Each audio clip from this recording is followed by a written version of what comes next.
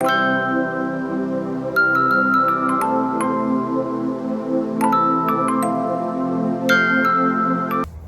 शर्मा जी की कहानी में आपका बहुत बहुत स्वागत है। अब शुरू करते हैं आज यहाँ पर पार्ट 3 इंजीनियरिंग आजम का। इंजीनियरिंग आजम नाम इसीलिए रखा हुआ है कि इंजीनियरिंग करने के बाद जो एक इंजीनियर की लाइफ होती है उसी से आपको बता रहे हैं, और ये कहानी जो है वो बड़ी लंबी जो है वो चलने वाली है।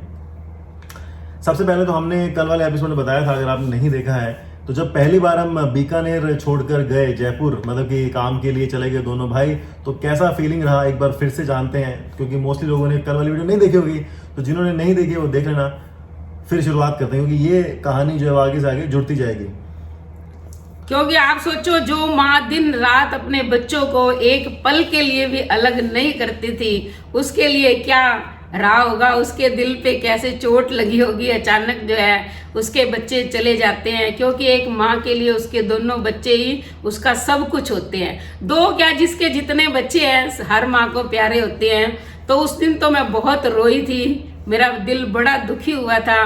पर धीरे धीरे धीरे जो है समय के अनुसार जो है 20 साल मैंने अपनी जिंदगी के 1986 में जन्म हुआ, 2007 तक 2006-7 मान लीजिए कि बीकानेर में ही निकाले हैं, और उसके बाद जो बीकानेर से नाते में दूरी हो गई, रिश्ते में दूरी हो गई, वो धीरे धीरे बढ़ती गई। जयपुर आ गए थे हम 2006-2007 में। 2007 में जयपुर आया मैं यहाँ पर, मैंने बताया आपको सेकंड पार्ट में कि मैंने जो नौकरी करी, पहली एक टेलीकॉलर के उसमें गया। उसके बाद में जब मैं दिल्ली चला गया तो दिल्ली में जाकर जो है वो नौकरी करी, वहाँ पर एम्पलीफायर वाली कंपनी में एक जो है वो टेस्टिंग किया करता था मैं, मैनुअल टेस्टिंग, QA को आप बोल सकते हैं, वो करता था। तो जब बताया कि मैं दिल्ली जा रहा हूँ तो दिल्ली में कुछ लगा कि हाँ आप दिल्ली जा रहे हैं छोड़ के यहाँ से? जब भी मैं इसको दिल्ली जा रहा है सुना, तो दिल्ली में तो चोर डाकू लुटेरे हैं। वहाँ अभी भी लोग कहते हैं कि चलते चलते चेन काट लेते हैं, कानों के ये कुंडल निकाल लेते हैं, बड़ा डर लगता है। और अब तो ये भी सुनने में आया कि अगर किसी की मान लो चेन नकली निकल जाए ना, तो अगले दिन थप्पड़ और मार के जाते हैं। बताओ ये क्या क्या हाल है दिल्ली का। तो वो तो कहते रास्ते में सामान लूट लेते हैं। अब वही मेरा तो पहले जो टीवी में दिखाते थे ये सब चीजें हैं कि ट्रेन से निकल गए, आप बाहर निकल तो आपको लूट लेते हैं, तो वो सारी बातें हैं, एक इमेज वैसी बनी होती है दिमाग में। तो इसको बड़ा समझाया, मैं कहा भाई ध्यान रखना, लोगों से दूर रहना, किसी से बात मत करना, अपने बारे में भी मत बताना, कहाँ जाता है कहाँ नहीं। जितनी दूरी बनाएगा उतना ही सही रहेगा। रात को नींद नहीं आती थी, आप सोचो कि वहाँ क्या कर रहा होगा, पता नहीं रोटी मिली होगी कि नहीं, क्योंकि इसकी मुझे बहुत ज्यादा टेंशन रहती है। ये कुछ खाता ही नहीं है, बताओ, हर जगह आलू की सब्जी मिलती नहीं है, तो ये बेचारे ने तो आधी भूख काट काट के गुजारा किया है। तो ऑलमोस्ट मैंने वहाँ पर जो है वो अगस्त के अंदर गया था, तो सितंबर, अक्टूबर, नवंबर, दिसंबर, ये 4 महीने निकाले होंगे, और 15-20 दिन जनवरी के निकाले थे। मतलब 13 जनवरी जो है वो संक्रांत आती है, 14 जनवरी को, तो उससे पहले जो है वो नौकरी मैंने छोड़ दी थी। और मेरी हिस्ट्री ऐसी रही है कि जब भी मैंने कोई नौकरी छोड़ी है तो लड़ झगड़ के ही छोड़ी है, जिस तरह से आपने देखा कि हर स्कूल में छोड़ी है, तो मेरी भी यही कहानी थी। मैंने अपना बताया है ना कि प्रवाल का स्वभाव मेरी तरह ही है। आखिर खून का असर आता है, चाहे आप कितनी भी कोशिश कर लो। कि हमें मान लो कोई बिना मतलब कुछ कहे वो बर्दाश्त नहीं है, हमारा कोई शोषण करे वो भी हमें बर्दाश्त नहीं है, क्योंकि हम किसी दूसरे को दुख देते ही नहीं है, कुछ कहते ही नहीं है। और फिर अगर कोई करता है तो फिर हम कहते हैं संभाल तेरी नौकरी। नौकरी नहीं, हम घर भी ऐसे ही छोड़ देते थे। अगर कोई ज्यादा बोलता था ना, चल एक घर छोड़ा दूसरा, दूसरा छोड़ा तीसरा। दिल्ली में 4 महीने निकाले। वहाँ पे क्या होता था कि जब ऑर्डर ज्यादा आता था तो वो क्या ओवर टाइम वगैरह लगाते थे। जैसे सब लोगों का टाइम मोस्टली क्या होता था, 9 बजे से लेके 5 बजे तक होता था। तो 5,000 रुपये की बात हो रखी थी, पहले 6,000 बोला, लेकिन 5,000 दी। मैंने कहा चलो कोई नहीं, 5,000 दे दो। तो ओवर टाइम होता था, तो लोग क्या 5 बजे से लेके फिर और थोड़ा एक्स्ट्रा काम करते थे 8 बजे तक या 9 बजे तक। तो जो लोग लेबर वाले थे या जो भी वर्कर थे उनको सब कुछ है ओवर टाइम मिलता था, और मैं भी यहाँ बैठा था, मुझे भी कहते थे हाँ तुम देखते रहो, करते रहो काम। लेकिन बाद में जब हिसाब होता था मेरे को नहीं मिलता। नहीं तुम्हारे तो 5,000 की बात हुई है, तुम्हारे तो 5,000 की बात हुई है। तो मैं क्या, मैं चला जाता हूँ फिर 5 बजे उठ के। इसका क्या मतलब है? मतलब आप 8 घंटे की बोल के 12-12 घंटे बिठा रहे हो तो थोड़ी बैठेगा। नहीं उन्होंने मना कर दिया, तो मैंने छोड़ दिया भाई। मैंने कहा भाई अगर मैं टाइम दे रहा हूँ अपना, या तो मैं हूँ कि मैं नहीं दे रहा हूँ टाइम। शुरू में क्या होता था, लंच में आता था, मैं सो जाता था, तो वो कुछ कहते भी नहीं थे। शुरू में कुछ भी नहीं कहते थे कि चल कोई बात नहीं सोने दो। तो वो आते थे, जब उनके भाई साहब बोलते थे उनको, भाई साहब आ रहे हैं, तो कहते चलो कोई बात नहीं सोने दो। लेकिन फिर मैंने रियलाइज़ किया कि मैं यहाँ काम करने आया हूँ, ये नहीं है कि थोड़ा सा काम किया और सो गया। तो मैं खाना खाया और वापस अपने काम के ऊपर। तो सिंसियरिटी वहाँ से जो है वो सीख रही थी। लेकिन उन्होंने कहा नहीं, आपको वो टाइम नहीं देंगे, आप तो बैठो जितना लगेगा। नाइट भी लगती थी वहाँ पे, मतलब कि रात को भी लोग काम कर रहे हैं 2-2 बजे तक, क्योंकि इतना ऑर्डर आता था उनके पास में। तो मैंने कहा जनवरी हो गई, 1 जनवरी को पैसे देते थे, 7, 8 या 10 तारीख को देते थे। तो 10 तारीख को उन्होंने पैसे दिए और मैं लेके जो है वो जयपुर आ गया था 2 दिन के लिए 11-12। और मैंने बोल भी दिया था, मैं क्या देखो ये ओवर टाइम वाले पैसे दोगे तो मैं करूँगा, वरना नहीं करूँगा। तो उन्होंने मुझे तो कुछ बताया नहीं, वहाँ पे एक केयर टेकर था, मैंने उसको बोल दिया था। वापस आया 13 तारीख को, तो कहते नहीं आपके लिए उन्होंने मना कर दिया है, ये है। मैं कहा चलो बढ़िया बात है, मेरे पैसे दे दो जो बनते हैं ओवर टाइम वाले, और मैं जाता हूँ। तो मैं 13 जनवरी को फिर वहाँ से छोड़ के आ गया था। वहाँ पे छोड़ के आया हूँ, मतलब छोड़ के आ ही रहा था दिल्ली में, उस नीचे घर से निकला तो एक फ़ोन आया मुझे जयपुर से। तो मैंने जयपुर में 2-3 एजेंसी होती है, उनको जो है वो दे रखा था कि नौकरी के लिए ऐसे ऐसे CV दे रखा था, रिज्यूम दे रखा था। तो उसका फ़ोन आया कि है ना एक उसकी ज़रूरत है, मतलब इंजीनियर की ज़रूरत है और मुंबई में नौकरी है। मैंने कहा मुंबई में? हाँ हाँ हाँ आ रहा हूँ। उस मुंबई में नौकरी थी, लेकिन दिल्ली में भी एक इंटरव्यू मैंने शेड्यूल कर रखा था। दिल्ली वाले से मैं बात जो है करके आ गया था। तो उसने बोला था कि हम है ना 11-12 हज़ार रुपये देंगे और ये काम करेंगे। मैंने कहा ठीक है भाई, 5,000 से डबल तो है, मतलब 100% का इंक्रीमेंट है, कर लेंगे। तो मैंने छोड़ दी, मैं चल ठीक है, दिल्ली वाले को बोल दिया मैं कि हाँ आता हूँ मैं देख के। मुझे लोकेशन याद नहीं क्या थी उस टाइम में, बिना गूगल मैप के काम चल जाता था, लेकिन आज की ज़िंदगी तो मैप के बिना होती नहीं है। तो वापस आया मैं यहाँ पर, और यहाँ पर ये गणपति प्लाजा है जयपुर के अंदर। तो वहाँ पर एक कंपनी थी, उसमें जो है वो इंटरव्यू दे के आया मैं। और जो बंदा था वो इंजीनियर था, और उसको जो है वो इंजीनियर को ही जो है नौकरी पर रखने का बड़ा शौक था। आज भी होगा पता नहीं कंपनी है भी या नहीं, ख़त्म होगी। तो उसने बोला कि आपको जो है वो CA लोग हैं, मतलब उनका क्या एक सॉफ्टवेयर था, सॉफ्टवेयर के लोगों को ट्रेनिंग देनी होती थी। तो कहता बस CA है, CA से मिलना है, उनको जो ट्रेनिंग देनी है। तो मेरी जयपुर में पहले 3-4 दिन ट्रेनिंग चली, ये यहीं पे C स्कीम में कहीं पे उनका ऑफिस था। तो 3 दिन ट्रेनिंग ली और उसके बाद में जो है वो टिकट आ गई मेरे पास, और सीधा जो है वो 3rd AC की टिकट आई। लो जी मुंबई की 3rd AC की टिकट है, जाना है आपने। तो मैं 26 जनवरी को पहली बार जो है मुंबई पहुंचा था। तो जब इसने AC की बताई ना, मुझे भी बड़ी खुशी हुई। मैं सबको खुश हो गए। मेरी क्या आदत है, जो भी बात होती है मैं सबको बताती हूँ कि मेरा बेटा AC में जा रहा है, AC में जा रहा है। आप सोचो उसके बाद जब प्लेन में गया जब, तो और ही ज्यादा। फिर जब मुंबई जाने की बात हुई तब क्या हुआ? अब यानी कि मुंबई वैसे तो क्या हम पिक्चर बहुत देखते होते थे जब खाली होते थे, आपको पता है देख लेते थे। आपको मैंने बताया भी है कि सैटरडे संडे जो है पहले दूरदर्शन पे आती होती थी। मैं इन दोनों बच्चों को लेती थी जब रानी बाजार में, कभी मासी सास के चली गई, कभी वो सामने ही एक हमारे वो मास्टर जी थे, वो बताया था आपको, उनके चली जाती थी। तो ये तो था भी चलो ये जा रहा है वहाँ रहेगा, पर भाई इतनी दूर जा रहा है, पता नहीं फिर कब आएगा, क्या इसको खाने को मिलेगा क्या नहीं मिलेगा। एक बार तो ना धक धक, पर ना अब थोड़ा ना दिमाग मैच्योर हो चुका था कि अगर बच्चे बाहर जाएंगे नहीं तो वो कुछ बनेंगे नहीं, क्योंकि अगर वो माँ की आंचल में बंधे हुए रहे तो वो कुछ बन ही नहीं पाएंगे। फिर तो बस उनके लिए माँ बाप ही सब कुछ है। तो इसलिए मैंने ये निर्णय लिया कि चलो ये जा रहा है जाने दो, पर अपनी ममता का भी मुझे गला घोटना पड़ा कि बच्चे की खातिर कि बच्चा कुछ बन जाएगा जीवन के अंदर। इसलिए फिर मैंने कहा जा तू चला जा, कोई बात नहीं, लेकिन अपना ध्यान रखना और मुझे फोन करते रहना कि हर दिन की सूचना मुझे मिलनी चाहिए, ताकि मेरे मन को तसल्ली रहे कि हाँ वहाँ सही रह रहा है। तो इसलिए बच्चों के लिए माँ को ये कुर्बानी देनी पड़ी। तो ट्रेनिंग के बाद में 25 जनवरी को जो है वो टिकट मुझे मिल गई थी, मतलब 24 जनवरी को टिकट मिल गई थी, और 25 जनवरी की ट्रेन थी यहाँ से जयपुर से जयपुर बांद्रा ऐसा कुछ जाती है, BCT जाती है बांद्रा टर्मिनल पे। तो बोरीवली भी रुकती है वहाँ पे। तो मैंने उनको बोला कि देखो मैं पहली बार जा रहा हूँ, तो एक काम करना कि किसी को लेने के लिए भेजना। तो बोले नहीं यार लेने वेने की क्या जरूरत है, तुम चले जाना एड्रेस वेड्रेस। मैं कहा देखो जी कुछ भी हो लेने के लिए भेज देना। तो जो बंदा लेने आया उसको फोन आया ऑफिस से कि देखो वो लेने आ रहा है, लेने चले जाना उसको भी लगा ये कौन सा VIP आ रहा है, इसको लेने जाए हम। तो वो जो बंदा है उसके साथ में फोटो भी है ये वाली हमारी, आप देख सकते हो, राहुल पोरवाल नाम है। और ये बंदा आज जो है वो इतना क्लोज फ्रेंड हो गया है कि कभी भी कुछ भी होता है ना हम आपस में बात करते हैं, और कोई करे चाहे ना करे, लेकिन हम दोनों जरूर बात करते हैं। जब हमने शर्मा जी कहानी शुरू करी थी, उसने वो शुरू करते ही फ़ोन किया और बोला कि यार बिल्कुल मेरे मन में भी यही थी, मैं कहने वाला था कि ऐसा कुछ बताओ अपने बारे में। तो और अगर आप मुझे फॉलो करते हो उस पर सोशल मीडिया पे, तो मैंने जो है पिछले साल का जो जन्मदिन था 31 दिसंबर 2018 को रात को हम जो साथ में ही थे मुंबई के अंदर।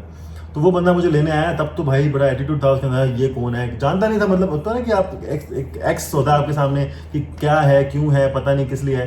तो वो बंदा भाई लेने आया था और उसने जो है वो मतलब बड़ा सपोर्ट किया, एक बड़े भाई की तरह उसने वहाँ पर जो है सपोर्ट किया। और आज भी कभी होता है ना हमारे मन में, मेरे मन में कभी होता है कि यार बड़ा मन खराब हो रहा है, मैं उससे बात करता हूँ, बड़ा मोटिवेट करता हूँ। उसका नेचर बहुत अच्छा है। मैं भी मिली हूँ एक बार, हम वहाँ या गढ़ गणेश जी के गए थे, तो उसका फोन आया था कि हर्ष जब भी गढ़ गणेश जी के जाए मुझे भी ले जाना। तो मैंने जब हर्षू को कहा मैं कि चलो ये गणेश जी के हो गए हैं, तो वो कहते वो राहुल भैया को भी ले चलते हैं। तो हम गए, उसका इतना अच्छा नेचर, कहता अरे आंटी जी अब घर जाके क्या खाना वाना बनाओगे, चलो आपकी बहू ने खाना बना रखा है आप वहाँ खाना। फिर उनका इतना, उसकी मिसेस भी इतनी अच्छी, इतने प्यार से हमें खाना बनाया, मैं खुश होगी। मैं क्या अभी बहू हो तो ऐसी और बेटा हो तो बिल्कुल, यानी कि प्रवाल जैसा नेचर है उसका, हंसमुख और मेल मिलाप वाला। तो मुंबई की शुरुआत वहाँ से हुई। मैं मोस्टली बोलूँगा कि राहुल के साथ में ही शुरुआत हुई, और हमने जो है वो, हमने तो क्या मतलब, उसने मुझे एक चीज़ वहाँ पर दिखाई, एक चीज़ सिखाई बिल्कुल अच्छे से जो है वो, मुझे पता ही नहीं चला कि मैं जो है कहीं बाहर रह रहा हूँ। मुझे ऐसा लगता था कि मैं घर जैसे ही रह रहा हूँ और कोई है अपना जो पूरी तरह से अच्छे से ट्रीट कर रहा है। वो बता रहा था, उसको मैं बड़ा कहता था वहाँ पे घर में क्या एसी लगा रहता था, लेकिन वो हमेशा जो है वो नॉन एसी वाले कमरे में पड़ा रहता था। तो मैंने उसको बोला यार गर्मी में क्यों मर रहे हैं, एसी लगा हुआ है ना, बिजली का बिल दे रही कंपनी। नहीं वो सर का रूम ही है, कोई सर्वर का रूम नहीं है, अपना ही रूम है, सब वहाँ जाके रहेंगे। तो मैं साफ सूफ करवाया उसको, तो वहाँ मेड लगा रखी थी, मैं कहा साफ कर दे कमरा, हम तो वहीं रहेंगे। फ्रिज हुआ नहीं करता था वहाँ पे, तो ठंडे की पानी की बोतल फ्रिज क्या उसके एसी क्या लटकाए थे। मैं कहता ठंडा पानी पीने का और एसी में सोने का, मस्त रहने का, टेंशन वेंशन नहीं। वहाँ की फोटो भी है मुंबई की, कुछ फोटो है, वो भी आप जो देख लो, मैं दिखाई रहा हूँ आपको। तो ये कमरा मैंने साफ कराया था, और लैपटॉप भी था एक कंपनी का। तो ये लैपटॉप इस तरह से हम जो उस कमरे में बैठा करते थे। कोरियो कंपनी का उस टाइम चलता था एसी, ये 2008 की बात बता रहा हूँ मैं आपको, अभी भी जिंदा है कोरियो, लेकिन एसी वो था। तो मैं कहा यार यूज़ करा करो, तुम चिंता मत किया करो। और ये बात उसको बाद में समझ आई कि मैंने कहा था, बिल्कुल सही कहा था, उस वक्त उसको समझ में नहीं आई थी बात। तो ऐसे ही हमने बोरीवली में रहते थे, बोरीवली ईस्ट के अंदर शांतिवन नाम की एक सोसाइटी है, शांतिवन CGS ऐसे कुछ बोलते हैं, cooperative housing society. Borivali east Shantivan के पास में एक सोसाइटी, वहाँ रहते थे, कृष्णा करके है, वहाँ रहते थे। कोई है क्या कृष्णा से बताना? तो वहीं रहते थे हम ग्राउंड फ्लोर पे। तो वहाँ से जो है वो पता चला कि मुंबई की लोकल टीवी में देखते थे, फिल्मों में देखते थे, लोकल का सफ़र बहुत किया। उस टाइम पे क्या होता था, अगर कहीं भी जाना होता था तो हम पूछते थे एड्रेस बता दो जी, तो वो बोलते थे इस स्टेशन पे आना, यहाँ से ईस्ट में उतरना, वेस्ट में उतरना। वहाँ ईस्ट और वेस्ट का सिस्टम है, जो लोग मुंबई नहीं गए हैं उनके लिए बता रहा हूँ। तो ईस्ट में उतरना, वहाँ से ये नंबर की बस पकड़ना या ये ऑटो पकड़ना, उसको बोलना यहाँ उतर जाना। और वहाँ पे भी अगर आप मान लो किसी से पूछते हो ना, तो पूरा रास्ता बता देगा, सीधे जाने का, ये बाजू वो बाजू, राइट लेफ्ट राइट मुड़ के वहाँ से आ जाएगा। तो मतलब उस टाइम पे बिना गूगल मैप के हम रास्ता ढूंढ लिया करते थे। और आज की तारीख में बता रहा हूँ ना कि अपाइज बना रखा गूगल ने, लोकेशन दे दो भाई साहब, मेरे को नहीं पता, लोकेशन दे दो मुझे नहीं पता। मैं जयपुर में रहा हूँ 2-2.5 साल, लोकेशन इससे ज़्यादा। तो 1-2 महीने तो बड़े आराम से निकले वहाँ पे। लेकिन उसके बाद में क्या होता है कि रियलाइज़ हुआ कि जो जॉब तुम कर रहे हो वो कोई ट्रेनिंग की जॉब नहीं है, वो एक सेल्स वाली जॉब है। और मैं शुरू से ही जो है वो सेल्स वाली जॉब में नहीं जाना चाहता था, लेकिन अब आ गए, फंस गए मुंबई का नाम सुन के। और हाँ, तनख्वाह की बात आता हूँ, तो मुझे यहाँ पर जो है 15,000 रुपये ऑफर किए थे उन्होंने कि 15,000 रुपये देंगे। अब उस टाइम पे क्या होता था कि हमको ब्रेकअप नहीं पता होता था कि 15,000 का ब्रेकअप क्या है, कितने हाथ में मिलेंगे, क्या मिलेंगे। तो हाथ में जब मिलते थे वो कहानी भी, मतलब 15,000 में से 2,500 रुपये आपके रहने की काट लेते थे, 1,000 रुपये पता नहीं किसी और चीज़ काट लेते थे। तो मुश्किल से जो है वो 11, 11.5 या 12 हाथ में जो है वो आते थे। और उसके बाद में क्या होता था, टारगेट होता था कि आपको जो इतने सेल करने हैं, सॉफ्टवेयर, फिर ट्रेनिंग देनी, ये वो। तो राहुल ने बोला भाई ये ही जो है उसको, इसीलिए वो थोड़ा शुरू में था कि यार ये क्यों आ रहा है, क्यों फंस रहा है यहाँ पे। वो खुद भी वहाँ पे जो काफ़ी परेशान सा था। तो ऐसे जैसे करते करते 2-3 महीने निकाल लिए। 2 महीने तक तो कोई टारगेट था नहीं, आराम से मजे से घूमे वहाँ पर। और जब भी मन खराब होता था तो हम वहाँ पे शाम को मरीन ड्राइव या चर्च गेट से बाहर निकल के, जो मरीन लाइंस या मरीन ड्राइव बोलते हैं हम, वहाँ जाके खाता क्या था ये बताओ। वहाँ जाके बैठ जाते थे। हर्षो में भी कहेगा क्या इसको, बड़ा तो पाव बड़ा पाव। वो हमेशा हंसता रहता है, कहता बस बड़ा पाव दे दो भैया को, तो वो तो वही खा के मस्त है। और लेकिन मैं आज बड़ा वो नहीं खाता हूँ, वो जब तक वहाँ पे था ना, क्योंकि वहाँ का ब्रेकफास्ट ही वही है, आप वही लोग खाते हो। लोग बोलेंगे अब तुम आलू पराठा ढूंढने जाओगे, तुमको आलू पराठा नहीं मिलेगा, जो चीज़ जहाँ की है वो ले लो। तो कुंज बिहारी का लोकल, और जो बहुत सारे जंबो किंग, बहुत सारे फ्रेंचाइज थे वहाँ पे। तो बैंड्रा वेस्ट में जब निकलते थे, हाँ बैंड्रा वेस्ट की तरफ, पहले स्टेशन के सामने हुआ करता था कुंज बिहारी वाला। तो 7 रुपये का बड़ा पाव देता था, हम सीधे जाते थे पहले बैंड्रा उतरे, वहाँ पे बड़ा पाव खाया, उसके बाद फिर दूसरी ट्रेन पकड़ी, फिर आगे जाते थे। और बाद में जो है बैंड्रा में ऑफिस भी हो गया था हमारा, राइट में जाके थोड़ा सा आगे। और अब कुंज बिहारी जो था सामने की तरफ शिफ्ट हो गया। जब मैं 2011 में वापस गया तो मैं देख के आया था। तो यही खाते थे हम। उसके बाद में कुछ खाने को मिला नहीं मिला ठीक है, उसके बाद में हम देख लेते स्टेशन के ऊपर कुछ खाना मिल रहा तो खा लेते थे। वही होता था, जो मेड लगा रखी थी वो सुबह सुबह आती थी। अब सुबह सुबह खाने के उसके लिए वेट करें या हम अपने काम पे जाएं। नहीं, ये खाना भी जो वो बना के देती थी गुजराती टाइप, ये उबले हुए चावल, फिर ये मुझे फोन करता, कहता मम्मी अब मैं तो ऐसे इसको ना कैसे राहुल बड़ा परेशान बनाऊं। होता यार, मेड नहीं है, मेड, मैं क्या, रुक मैं करता हूँ, तू करता है। फिर मैंने कहा यार बड़े अच्छे बन गए, तो पहली बार बनाए थे, थोड़ा मसाला ज्यादा हो गया था, लेकिन बड़े अच्छे फिर बने। ये फोन पे हर चीज, दाल कैसे बनाते हैं मम्मी, आलू की सब्जी कैसे बनाते हैं, तो थोड़ा फोन बहुत पे मैं काम इसको मैंने वहाँ पे बताती जो है थी। बनाना हाँ। सीख लिया था, और ऐसे करते करते जो है वो जून आ गई थी और मन बिल्कुल खराब सा हो गया था। मैं कहा यार बस ये अब मुंबई की लाइफ मेरे लिए नहीं है, मतलब ये नर्क है। मैं तो सिंपल सा है ना, फुल रिव्यू करता था मिनट में। मैं भाई 4 महीने का लॉन्ग टर्म रिव्यू हो गया, हम यहाँ नहीं रह सकते हैं। 13 जून मतलब बारिशें आने वाली थी, तो बता रहा था कि पिछले साल बारिशों में क्या हुआ था, हमारा पूरा फ्लोर भर गया था, ये हम ऊपर वाले फ्लोर में जाके रह रहे थे, लोग बड़े अच्छे थे, तो बहुत सपोर्ट करते हैं ये वो। मैं यार एक भाई ठीक है, अपन तो 13 जून को बोल दिया उन्होंने। मैंने कहा भाई मैं जा रहा हूँ, मेरा हिसाब करते ना, मैं नहीं आ सकता। ऐसे मैंने राहुल को बड़ा मोटिवेट किया, मैं कहा छोड़ रहे यार, तू कहाँ नरक में पड़ा है ये वो। ऐसे वहाँ पे एक और बंदा था मुखरित गोस्वामी करके, वो बीकानेर का था, तो वो भी था। ऐसे 3-4 लोग थे वहाँ पे काम करते थे।